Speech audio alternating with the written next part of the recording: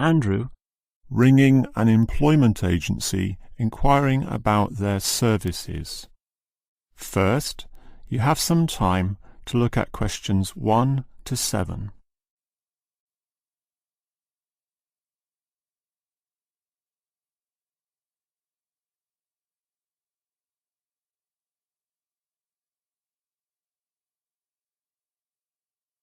You will see that there is an example that has been done for you.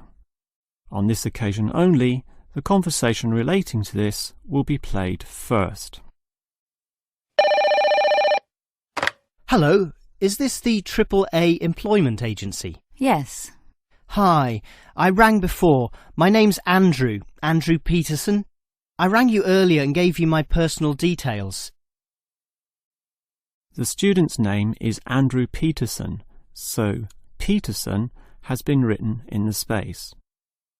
Now we shall begin. You should answer the questions as you listen, because you will not hear the recording a second time. Now listen carefully and answer questions 1 to 7. Hello, is this the AAA employment agency? Yes. Hi, I rang before. My name's Andrew Peterson. I rang you earlier and gave you my personal details. If you remember, I'm that student looking for work during the summer holidays. Oh, sure. Actually, I have your file right here. But we still need to add some further information. Yeah, that's what they told me, and that's why I'm ringing. What do you need to know? Well, we have to know your main level of education. It's a degree, I suppose. Yes, but I'm still doing it in engineering. It's quite interesting. Some of my friends are studying computing, though, so I'm interested in that also. Well, I'll just write in your main degree subject, engineering. We usually have a demand in computing, though. Have you worked with computers before?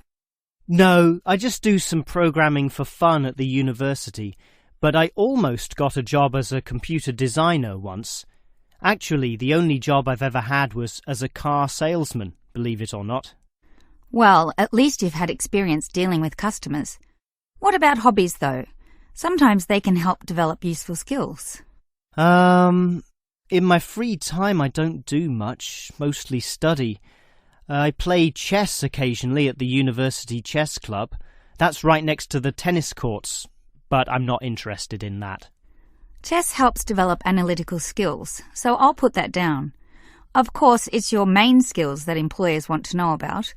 What would you say they are? Well, I'm in my 3rd year now, studying electrical machines and generating systems, but I'd say electronics is my best skill, much better than, say, my machine skills, which aren't so good, actually. Okay, machine skills are in demand, but so too are electronic ones, so we might be able to find you a part-time job in that field. But what sort of money do you expect to get? Oh, anything, really. I'd want the standard payment, let's say. What's normal? 1,000 a month? 1,500? I'll just put $1,200, okay? That's fine by me. When can you start? Say, within 2 days? Easily. Actually, less. In fact, just give me a ring and I'll be able to start immediately. Although I admit it'll take me a few days to get used to getting up early in the morning. Okay, that's just about it. Unless you'd like to add anything else which may help with your application? Not really. I ride a motorbike, but that's unimportant.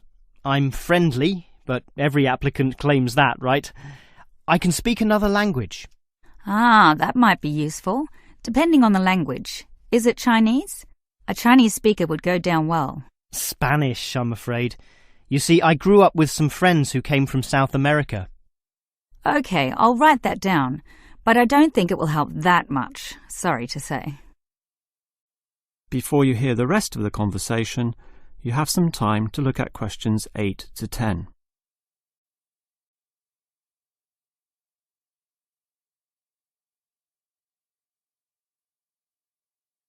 Now listen and answer questions 8 to 10.